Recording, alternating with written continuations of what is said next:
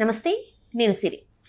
ఈ నెల 20 తారీఖునైతే ఏపీ ముఖ్యమంత్రి ఇంకా మంత్రులు ఎవరైతే ఉన్నారో ఇప్పుడు లోకేష్ గారు అంటే ఇంతవరకు తండ్రి కొడుకులుగా అంటే మంత్రి ఒకరు సీఎంగా ఒకరు మంత్రిగా ఇదే వెళ్ళడం అంటే రికార్డును సృష్టించడం అంటే ఇదే అని చెప్పుకోవాలి. గతంలో కూడా ప్రభుత్వం మారిన తర్వాత కూడా చాలా వరకు అయితే లోకేష్ గారు చాలా వరకు అమెరికాకి వెళ్ళి అక్కడ పర్యటన చేసి గూగుల్ని కూడా తీసుకురావడం జరిగింది. సో ఇప్పుడు మళ్ళీ దావోస్కి వెళ్తే అక్కడ 5 రోజుల పర్యటన ఉంది. సో మరి అక్కడ ఏమేమి జరగబోతున్నాయి ఏంటి అనే అంశాన్ని మనకి వివరించడానికి మనతో పాటు ఉన్నారు ప్రముఖ రాజకీయ విశ్లేషకులు కేవీ ప్రసాద్ గారు. నమస్కారం సార్. నమస్తే సార్. ఇప్పుడు చూస్తుంటే ఈ నెల 20 తారీఖున అయితే దావోస్కి వెళ్తున్నారు ఏపీ ముఖ్యమంత్రి ఇంకా మంత్రి గారు లోకేష్ గారు. సో అసలు దీన్ని ఎలా చూడాలంటారు సార్? ఎందుకంటే ఇప్పటివరకు తండ్రి కొడుకులు ఒకరేమో సీఎం ఒకరేమో మంత్రి ఇద్దరు కలిసి వెళ్ళడం అనేది ఇప్పుడు రికార్డుగా చూస్తున్నారు. సో అట్లనే ఇది 5 రోజుల్లో ఉంటుంది అని చెప్పేసి మనకు తెలుస్తుంది. సో ఎలా ఉండబోతుంది? సో డెఫినెట్గా అమ్మ ఇది ఒక గేమ్ చేంజర్గా మారబోతుంది, దీంట్లో ఎటువంటి సందేహం లేదు. ఎందుకంటే ఇప్పుడు వివిధ రాష్ట్రాల్లో చాలామంది తండ్రి కొడుకులు మినిస్టర్లుగా చేసిన దాఖలాలు చాలా ఉన్నాయి. తండ్రి చీఫ్ మినిస్టర్ అయితే కొడుకు మినిస్టర్గానో లేకపోతే ఇద్దరు తండ్రి కొడుకులు ఇద్దరు మినిస్టర్గా చేసిన దాఖలాలు చాలా ఉన్నాయి.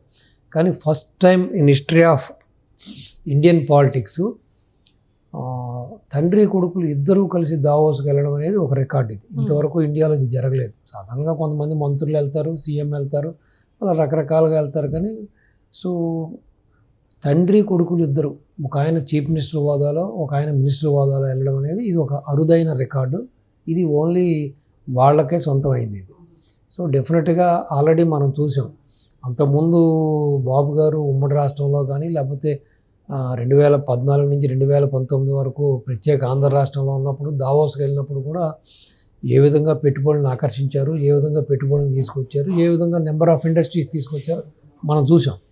సో ఇప్పుడు కూడా ఏంటంటే వాళ్ళు ఒక భారీ లక్ష్యంతో వాళ్ళు వెళ్తున్నారు. ఇప్పుడు అంటే మినిమం 1,00,000 కోట్ల పెట్టుబడి తీసుకురావాలని, తద్వారా ఈ 5 ఏళ్లలో ఒక 20 లక్షల మందికి ఉపాధి కల్పించాలనే ఒక ఉద్దేశంతో, ఒక బృహత్తరమైన ప్లాన్ తోటి, ఒక గట్టి నిశ్చయంతో వీళ్ళు వెళ్తాం జరుగుతుంది. అదేవిధంగా ఆల్రెడీ ప్రూవ్ చేసుకున్నారు. లోకేష్ బాబు గారు కూడా ప్రూవ్ చేసుకున్నారు.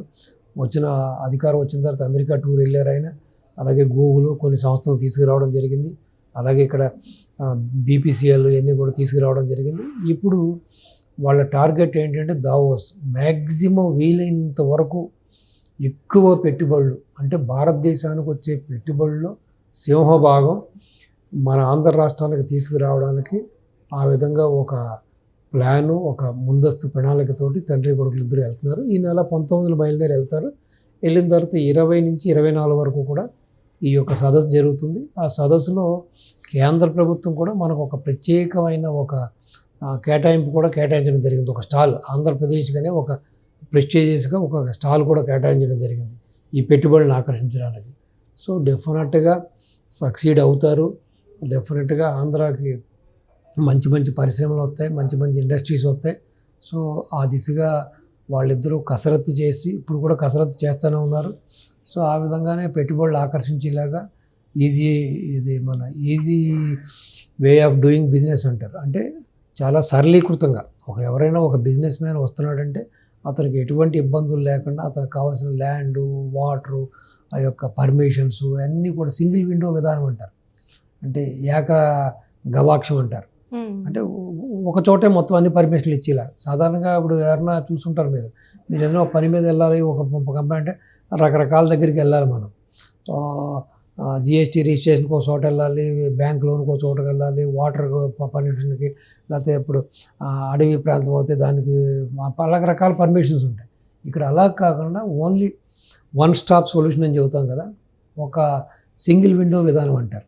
సో ఒక్కసారి మనం అప్లికేషన్ పెడితే సో మనకు కావాల్సిన ఏమేమి కావాలి, మనకు కావాల్సిన వసతులు ఏంటి, మనకు కావాల్సిన ల్యాండ్ బ్యాంక్ ఏంటి, అక్కడ మనకి మౌలికంగా ఏమేమి సదుపాయాలు కావాలన్నది ఒక సింగిల్ పాయింట్ ఆఫ్ లో వన్ స్టాప్ సొల్యూషన్లోనే గవర్నమెంట్ ఇస్తుంది. సో ఆ విధంగానే బాబు గారు కూడా ఆ సరళీకృతమైన బిజినెస్ కోసం వాళ్ళందరూ కూడా ఆకర్షించేలాగా, ఆ పెట్టుబడులు ఆకర్షించేలాగా, వాళ్ళ ఇన్వెస్టర్లను ఆకర్షించేలాగా, అంటే పెద్దగా ఇది ఒక శ్రమ లేకుండా ఒక్కసారి అప్లికేషన్ పెట్టగానే సో ఇమీడియట్గా అన్నీ కూడా రెడీ చేసి ఇచ్చేలాగా, so ready to cook ready to heat అంటాం కదా, ఆ విధంగా చేయబోతున్నారు. సో డెఫినెట్గా ఇది ఒక గేమ్ చేంజర్ కాబోతుంది. 100% ఈ విధంగా తండ్రి కొడుకులు సీఎం మినిస్టర్ హోదాలో ఇది ఒక రికార్డు. సో డెఫినెట్గా వాళ్ళకున్న తెలివితేటలకి, వాళ్ళకున్న ప్రజ్ఞాపాఠకాలకి, వాళ్ళకున్న ఆ యొక్క ఫోర్సైట్కి, వాళ్ళకున్న విజనరీకి, సో డెఫినెట్గా వాళ్ళకి ఏ విధంగా ఇన్వెస్టర్ని కన్విన్స్ చేయాలి, ఏ విధంగా ఇండస్ట్రీస్ తీసుకురావాలని బాగా తెలుసు కాబట్టి లోకేష్ బాబు గారు కూడా బాగా షైన్ అయ్యాడు. ఆయన బ్రహ్మాండంగా ఆయన మాట్లాడే తీరు కానీ, ఇన్వెస్టర్స్కి తను ఆ యొక్క విపులీకరించే విధానం కూడా చాలా గొప్పగా ఉంది ఆయన. సో ఎందుకంటే ఒక ఇన్వెస్టర్ రావాలంటే మనం వాళ్ళకి ఒక కాన్ఫిడెన్స్ క్రియేట్ చేయాలి. ఒక మన ఏపీలో శాంతి భద్రతలు ఎలా ఉన్నాయి, లేకపోతే అక్కడ ఆపర్చునిటీ ఎలా ఉన్నాయి, ఇవన్నీ కూడా వాళ్ళని కన్విన్స్ చేసే విధానంలో అయితే తండ్రి కొడుకులు ఇద్దరు ఒకళ్ళ మించిన వాళ్ళు ఒకళ్ళు, దాంట్లో ఏ డౌట్ లేదు. కాబట్టి డెఫినెట్గా సక్సెస్ అవుతారు. అదేవిధంగా ఈ దావోసు ఈ సదస్సు తర్వాత మనం ఊహించిన దానికంటే ఎక్కువగానే ఇండస్ట్రీస్ వస్తాయి, పెట్టుబడులు వస్తాయి. సో డెఫినెట్గా రాష్ట్రానికి ఒక మహాదశ అయితే స్టార్ట్ అయిందని చెప్పుకుందాం. ఆల్రెడీ అమరావతికి మీరు చూశారు, ఏడీబీ బ్యాంక్ అని, వరల్డ్ బ్యాంక్ అని వీళ్ళందరూ కూడా ఆల్రెడీ ఫండ్స్ అలాట్ చేశారు. ఆల్రెడీ టెండర్ ప్రక్రియ కూడా జరుగుతూ ఉంది. సో టెండర్స్ కూడా స్టార్ట్ చేశారు. సో బాబు గారు అయితే ఒక టార్గెట్ పెట్టుకుని పనిచేస్తున్నారు. ఆయన ఏ విధంగా ఈ 5 ఏళ్లలో రాష్ట్రానికి ఒక రూపురేఖలు తీసుకురావాలి, ఏ విధంగా రాష్ట్రాన్ని ఈ అప్పుల ఊపులోంచి బయటపడాలి, ఏ విధంగా రాష్ట్రానికి ఇండస్ట్రీస్ తీసుకురావాలి, ఏ విధంగా పెట్టుబడులు తీసుకురావాలి, ఏ విధంగా యువతకు ఉపాధి కల్పించాలి, రాష్ట్రాన్ని మళ్ళీ పూర్వ వైభవం ఏ విధంగా తీసుకురావాలనే దిశగానే ఆర్గనైజేషన్లు చేస్తున్నారు. సో అధికారంలోకి వచ్చిన తర్వాత లోకేష్ బాబుకి అయితే ఇది ఐ థింక్ విదేశీ పర్యటన, ఇది ఒక 3వ పర్యటన. సో బాబు గారికి మాత్రం మొదటి పర్యటన ఇది.